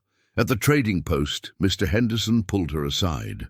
"Eleanor, folks are talking about you and that McCain fellow. Just want to make sure that everything's proper. Everything is exactly as it should be," Eleanor said firmly. "Bear and Samuel are staying with me for the winter. He's helping with repairs and heavy work, and I'm teaching the boy his letters. It's a practical arrangement that benefits all of us. And the Thorntons? I hear they've been asking about the boy." Eleanor's spine stiffened. "What about them?" "They've been making inquiries, asking whether McCain's fit to raise a child, whether the boy's being properly cared for. Some folks told them about your arrangement and, well, they're not pleased. Martha Thornton came into town last week, asking questions, making noise about what's proper and what isn't. Eleanor felt a cold knot form in her stomach. The boy is well cared for. He's safe, healthy, happy, and learning. That's all that should matter. I agree. But the Thorntons are influential people, Eleanor. They could make trouble if they wanted to. Let them try, Eleanor said, but her confidence was shaken. She finished her shopping quickly and headed back to the cabin, her mind churning with worry. She didn't tell Bear about the conversation at first. Christmas was coming, and she didn't want to ruin it with fears about what might happen. But the knowledge sat heavy in her chest. The Thorntons were watching, judging, preparing to make their move. The addition was finished 2 days before Christmas, and they celebrated by having Samuel choose which bed would be his. He picked the one by the window, saying he wanted to wake up to the mountain view. That night, he slept in his own bed in a room that was partially his, and Eleanor heard Bear moving around long after dark, unable to settle, perhaps mourning the end of having his son sleep beside him, perhaps simply adjusting to this new phase of their life. Christmas Eve arrived clear and cold. They decorated simply, pine boughs and red ribbons, candles in the windows. Eleanor had saved back some of her best preserves, and they made a feast by frontier standards: venison roast, potatoes, carrots, fresh bread, and a dried apple pie that filled the cabin with the scent of cinnamon. After supper, they exchanged gifts. Samuel gave Eleanor a drawing he'd made. All three of them standing in front of the cabin, smoke curling from the chimney, mountains rising behind them. In the corner, he'd carefully lettered, "Our family." Eleanor had to turn away to hide her tears. Bear gave Eleanor a carved box he'd made from scraps of the addition's lumber. Inside, nestled in cloth, was a carefully carved bird, a mountain bluebird, symbol of happiness, he said. Eleanor gave Bear a new shirt she'd sewn in secret and a warm scarf. For Samuel, she'd prepared a complete set of school supplies and a new book, Robinson Crusoe, for a boy who understood what it meant to survive in harsh conditions. But the real gift, the one that made Samuel's face light up like the sun, was from his father. Bear had been working on it in secret, during odd moments when Samuel was occupied with lessons. It was a complete set of buildings, a carved cabin, a barn, a chicken coop, and tiny figures of people and animals. An entire homestead, perfect in miniature, every detail carefully rendered. "So you can remember this," Bear said softly, as Samuel examined each piece with wonder. "So no matter where life takes you, you'll always have this winter, this home, this family." Samuel threw his arms around his father, then around Eleanor, and the three of them stood there in a tight embrace, bound by love and choice and the determination to protect what they'd built. Later, after Samuel had reluctantly gone to bed, clutching his carved homestead, Eleanor and Bear sat by the fire. She told him then about what Mr. Henderson had said, about the Thorntons making inquiries. Bear's jaw tightened. "I knew this was coming. I just hoped," he shook his head, "hoped we'd have more time before we had to face it. What do you think they'll do? They'll want to meet him, assess whether I'm providing adequate care, and when they see that he's happy and healthy and learning, they'll probably offer to take him anyway, claiming they can provide more. Better education, better opportunities, a proper home." The bitterness in his voice was clear. "And if you refuse, they could take it to the territorial judge. Claim I'm unfit, that I'm denying Samuel opportunities. They have money, influence, respectability. I'm just a trapper who couldn't save his wife." The old guilt was back in his voice, the old doubt. "You're his father," Eleanor said fiercely, "and you're a good man who loves his son. That has to count for something, does it? In the eyes of the law, in the eyes of people with power and money." Bear looked at her, and his eyes were full of fear. "What if they're right, Eleanor? What if I'm being selfish keeping him when they could give him so much more?" Eleanor took his hands, held them tight. "Listen to me. Samuel doesn't need more things. He needs you. He needs to know he's loved, that he belongs, that he matters. Everything else, the education, the opportunities, those can come from anywhere. But a father's love, that can only come from you. But what if it's not enough?" "It is enough. It has to be." Eleanor's voice broke. Because the alternative, sending him to people who rejected him for 7 years, who blamed you for his mother's death, who see him as a charity case to be reformed, that would break him. And it would break you. And Bear, I can't watch that happen, not now. Not after we've all found each other. Bear pulled her into an embrace, and Eleanor realized it was the first time they'd held each other. Not romantic, but the desperate clinging of two people facing a storm together, drawing strength from each other's presence. Whatever happens, Bear said into her hair, thank you for giving us this, for giving Samuel a real Christmas, a real home, even if it's just for a little while. Thank you for making us family. We are family, Eleanor whispered back. And family fights for each other. Whatever the Thorntons try, we'll face it together. All three of us. They stood there for a long time, holding each other, drawing courage from their shared determination. Outside, snow began to fall again, soft and silent, covering the world in white. Inside, the fire burned warm, and a child slept peacefully in his own bed, dreaming of the family he'd found and the home he'd been given. But in Pine Ridge, 30 miles away, Martha Thornton sat at her desk, writing a letter to the territorial judge. A letter about a young boy being raised in improper conditions by an unfit father and an unmarried woman. A letter that would arrive in 3 weeks and change everything. The storm was coming. But this time they would face it together. And that, Eleanor thought, as she finally released Bear and they each retreated to their separate spaces, made all the difference. They had something to fight for now. Someone to fight for. And they would fight with everything they had to keep their family together, because some things, once found, are too precious to let go without a battle. And love, real love, chosen love, family love, that was worth fighting for with every breath, every heartbeat, every ounce of courage they could muster. The question wasn't whether they would fight. The question was whether their fight would be enough. January arrived with brutal cold and clear skies. The world was frozen solid, and life in the cabin settled into a rhythm that felt both new and ancient. Morning lessons, afternoon work, evening stories and music. Samuel was thriving, his reading improving daily, his understanding of mathematics growing. Bear made short trapping runs, never more than 3 days away, always returning to find Eleanor and Samuel waiting, the cabin warm and welcoming. They were happy. That was the simple truth of it. 3 people who'd been broken by loss had found a way to heal together, to build something new from the pieces of their shattered lives. Eleanor caught herself humming while she worked, caught herself looking forward to tomorrow in a way she hadn't in 7 years. Bear's face had lost some of its weathered worry, and he smiled more easily, laughed more freely. And Samuel bloomed like a flower finally given sun and water, his natural brightness no longer dampened by uncertainty and fear. But happiness, Eleanor had learned, was a fragile thing. On a morning in mid-January, a rider arrived. Not just any rider, but the territorial marshal, accompanied by a clerk from the county office. Eleanor saw them coming from the window and felt her stomach drop. Bear was outside splitting wood, and he stopped when he heard the horses, his face going still and careful.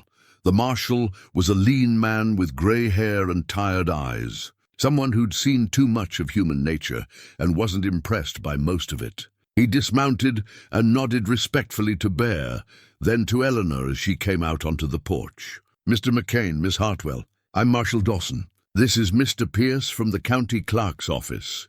We're here on official business regarding the boy, Samuel McCain." Eleanor felt Bear tense beside her, saw his hands clench. She reached out and touched his arm, a silent reminder, together. What business would that be? Bear asked, his voice carefully controlled. Marshal Dawson pulled out a folded document. "We have a petition here from the Thornton family requesting a formal assessment of the boy's living conditions and care.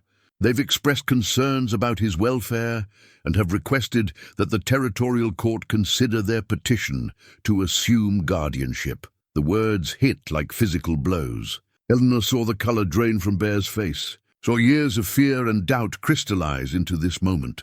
"My son is well cared for," Bear said. and his voice was steady, despite the fear Eleanor could see in his eyes. "He's healthy, safe, and receiving education. There's no cause for concern. That's what we're here to assess," Mr. Pierce said, pulling out a notebook. He was younger than the marshal, officious and self-important.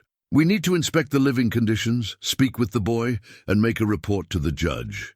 "May we see the boy?" Marshal Dawson asked, and his tone was more gentle than the clerk's, suggesting he wasn't entirely comfortable with his mission. Samuel had appeared in the doorway, drawn by the sound of strange voices. He looked small standing there, his eyes wide, moving between his father and the strangers with growing fear.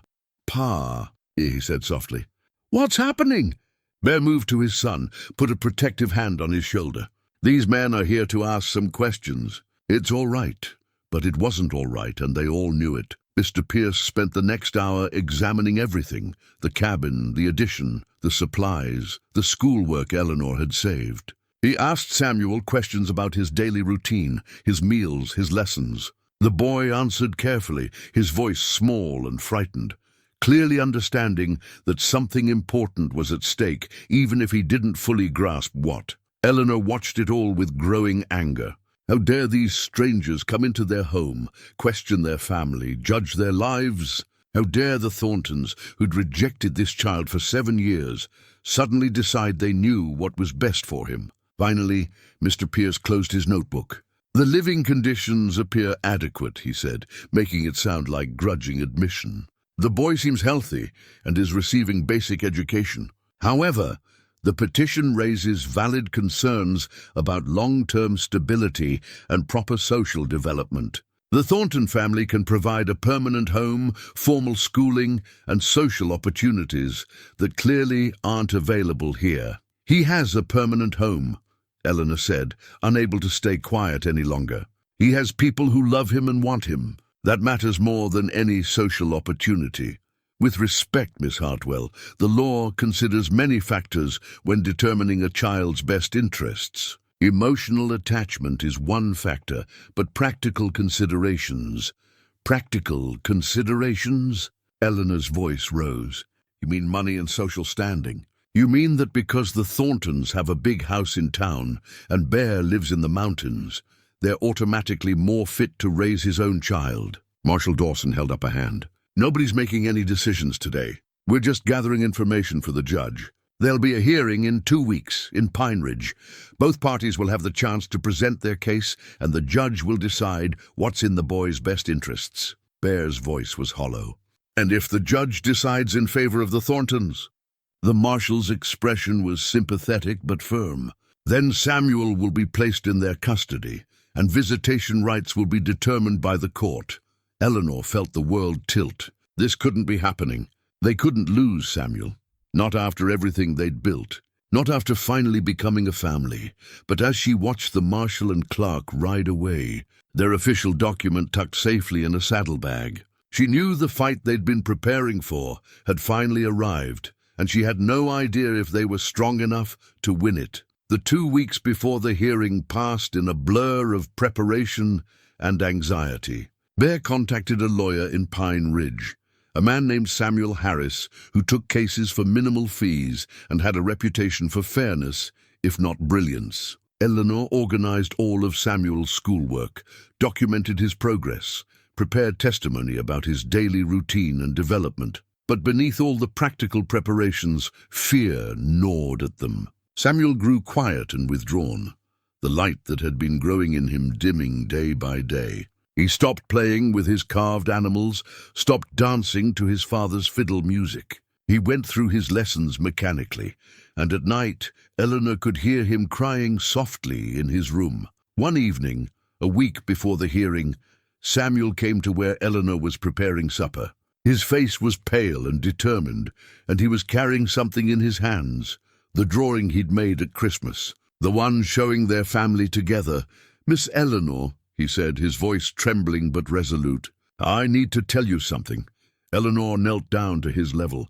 "What is it, sweetheart?" "I've been thinking about the hearing, about what might happen, and his voice broke. "I think maybe I should go with the Thorntons." Eleanor felt her heart stop. "Samuel, no, let me finish, please." He took a shaky breath. I love you and Pa more than anything. This has been the best time of my whole life, living here, being a family. But what if the judge says Pa's not fit? What if they take me away and say Pa can't even visit me? At least if I go with the Thorntons willingly, maybe they'll let Pa see me sometimes. Maybe Eleanor pulled him into her arms, feeling him shake with suppressed sobs. Oh, Samuel, sweet, brave boy. You should never have to make a choice like that. You should never have to sacrifice your happiness to protect your father. But I can't lose him, Samuel whispered into her shoulder. I can't. He's all I have left of Mama. He's my Pa. Bear had come in and heard the end of the conversation. He moved to them both, wrapping them in his strong arms, and Eleanor felt him shaking too, overcome with emotion he'd been holding back for 2 weeks. You're not going to lose me, Bear said fiercely. And you're not going to sacrifice yourself. I won't allow it. Whatever happens at that hearing, we're going to tell the truth, that we're a family, that we belong together, that no amount of money or social standing can replace what we have here. But Pa, no buts. Samuel, look at me. Bear cupped his son's face in his work-roughened hands. Your mother taught me something before she died. She said that the only thing that really matters in this life is love. Not money, not status, not what other people think. Just love, and we have that here, the 3 of us. We have more love in this cabin than most people find in a lifetime. Then why might they take me away? It was Eleanor who answered. Because sometimes people confuse what's comfortable with what's right. Because they think a big house and fancy clothes matter more than a father's love. But they're wrong, Samuel, and we're going to make that judge see they're wrong. Samuel looked between them, and slowly some of the fear in his face eased. You really think we can win? I think we can fight, Eleanor said. And that's all we can control. We can tell our truth and trust that justice will prevail. The night before the hearing, none of them slept well. Eleanor lay awake, listening to the sounds of the cabin, Bear's restless movements in the addition, Samuel's fitful sleep, the wind outside carrying whispers of change. She thought about Thomas, about what he would say if he could see her now. Would he approve of what she'd done, taking in a mountain man and his son, letting them become her family? She thought he would. Thomas had always believed in following your heart, in choosing love over fear. Morning came grey and cold.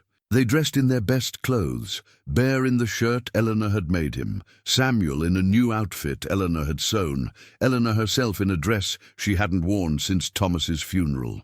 They looked like a family, Eleanor thought. They looked like they belonged together. The ride to Pine Ridge was quiet, each of them lost in their own thoughts and fears. As the town came into view, Eleanor reached across the wagon seat and took Bear's hand. He squeezed back, grateful for the contact. The reminder that he wasn't facing this alone. They arrived at the courthouse to find the Thorntons already there, a well-dressed couple in their 50s, Martha Thornton in expensive fabrics and William Thornton in a fine suit. They looked prosperous and respectable, and everything that Bear wasn't. Eleanor saw Bear's shoulders slump slightly, saw him comparing himself and finding himself wanting. Stand tall, she whispered to him. You're worth 10 of them. The bailiff called them in, and they entered the courtroom together, 3 people bound by love and choice, about to fight for their right to be a family. The battle had begun, and Eleanor prayed with everything in her that love would be enough. The hearing lasted 3 hours. 3 hours that felt like a lifetime.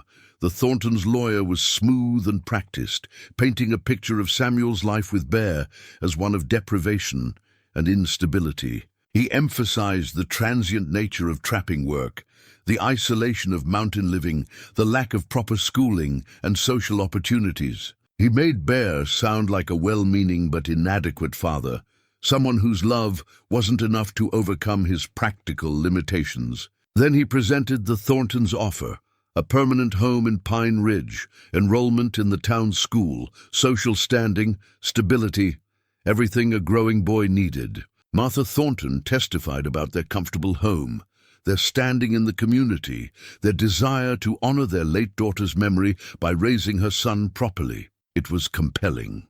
Even Eleanor, knowing the truth of what they'd built in that cabin, could see how it sounded to outsiders. On paper, the Thorntons could offer more, much more, but then it was their turn.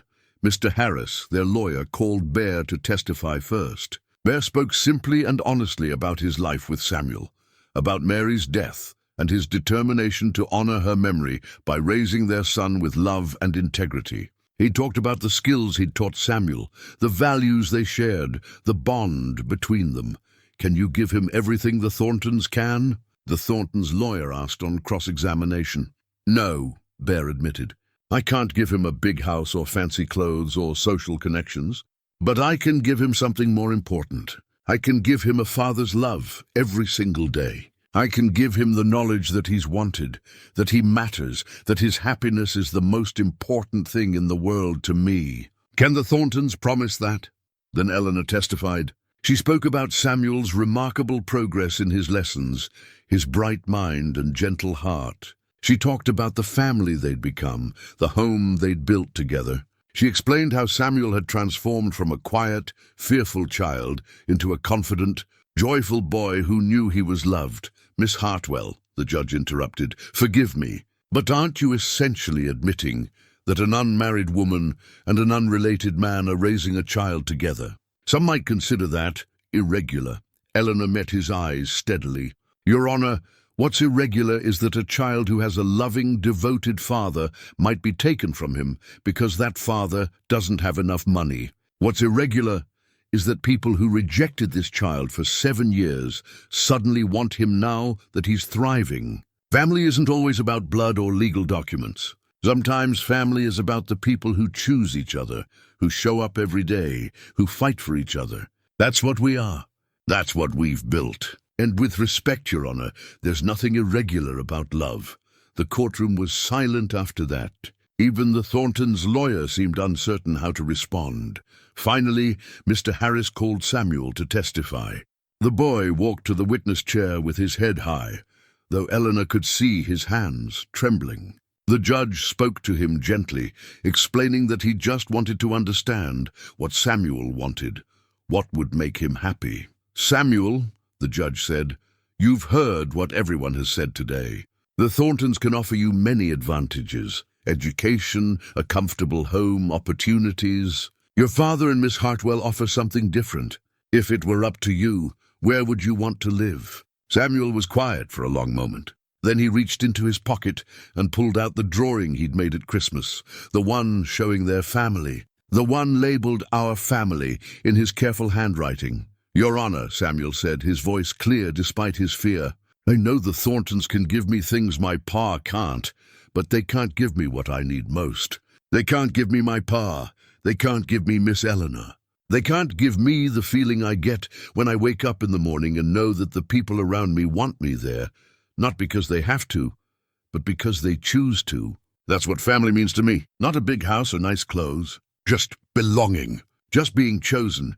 He held up the drawing. "I drew this at Christmas. It's us, our family, and I don't want any other family. I just want this one." Eleanor saw tears on the judge's face, saw Martha Thornton wipe her eyes, saw Bear gripping the table in front of him, overcome with emotion. The judge was silent for a long time after Samuel returned to sit between Bear and Eleanor. Finally, he spoke. "This court has heard compelling arguments from both sides. The Thorntons can indeed offer material advantages and social opportunities. But this court must also consider what truly serves a child's best interests. And after hearing today's testimony, particularly from the boy himself, it's clear to me that Samuel McCain is not a child in need of rescue. He's a child who has found his home, his family, his place in the world. To remove him from that would be cruel and unjust." Eleanor felt Bear's hand grip hers so tightly it hurt. "Therefore," the judge continued, "this court denies the Thorntons' petition for guardianship. Samuel McCain will remain in the custody of his father, James McCain. However," he looked at Bear seriously, "I'm ordering regular check-ins by the county to ensure Samuel continues to receive adequate education and care. And I'm strongly suggesting that you formalize Miss Hartwell's role in his upbringing." This arrangement you've created, while unconventional, seems to be working. But it needs legal standing to protect all parties involved. The judge banged his gavel. Case dismissed. This family stays together. The words echoed in the courtroom. This family stays together. Eleanor felt Bear pull her and Samuel into his arms, felt the three of them holding each other tight, years of fear and uncertainty finally releasing.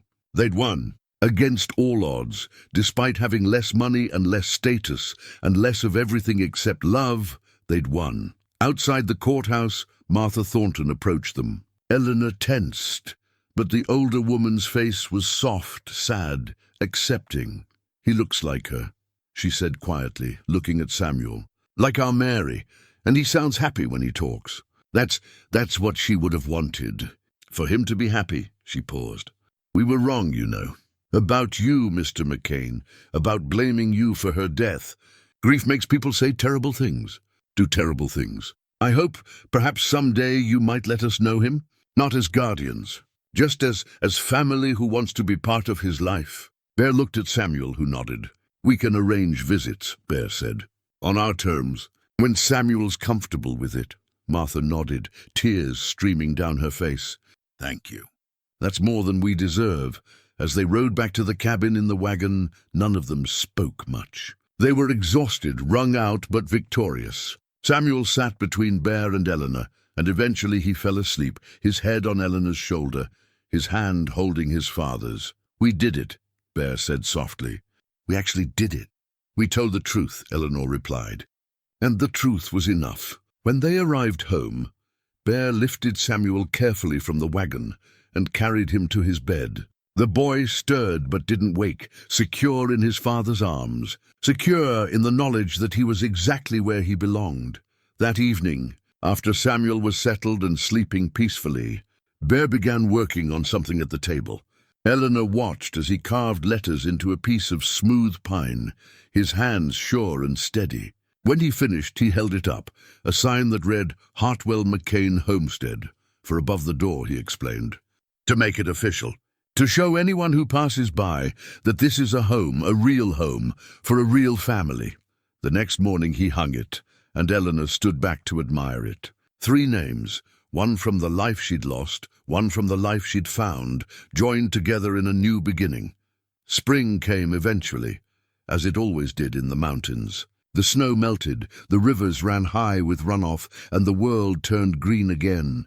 Bear made short trapping runs, always returning within days to find Eleanor and Samuel waiting, to find home waiting. Samuel thrived, his reading now at a level that amazed even Eleanor. He was growing taller, stronger, more confident. And more than that, he was happy, deeply, genuinely happy in a way children should be when they're loved and secure. One evening in early May, as they sat on the porch watching the sunset paint the mountains gold, Samuel said, "Miss Eleanor, I was thinking about what the judge said, about formalizing things, about making it official." "What do you mean?" Eleanor asked. Samuel looked at her seriously. "I mean, you're already like a mother to me. You teach me and take care of me and love me. Pa's my father. But you're my mother now. Not replacing my real mama, but being the mother I have now. And I was wondering, could I maybe call you Ma? If that would be all right?" Eleanor felt tears spring to her eyes. She'd never had children, had never heard anyone call her Ma, and now this beautiful boy, this child she'd come to love as her own, was offering her that gift. "I would be honored," she managed to say. "So honored, Samuel." "Then that's settled," Samuel said, satisfied. He looked at Bear, then at Eleanor, then out at the mountains. "We're a real family now. Officially." Bear reached over and took Eleanor's hand, and she squeezed back, overwhelmed with gratitude for the strange path that had brought them all here. A storm, a knock on the door, a decision to let strangers in, and everything had changed, not replaced what was lost. Nothing could do that, but created something new, something precious, something worth fighting for. The mountains stood eternal around them, witness to their story, guardian of their home. And inside that home, 3 hearts that had been broken found healing in each other. 3 souls who'd been lost found their way to belonging. 3 people who'd been alone found family. And that, Eleanor thought, as the last light faded from the sky and they rose together to go inside, was more than enough. It was everything. It was home.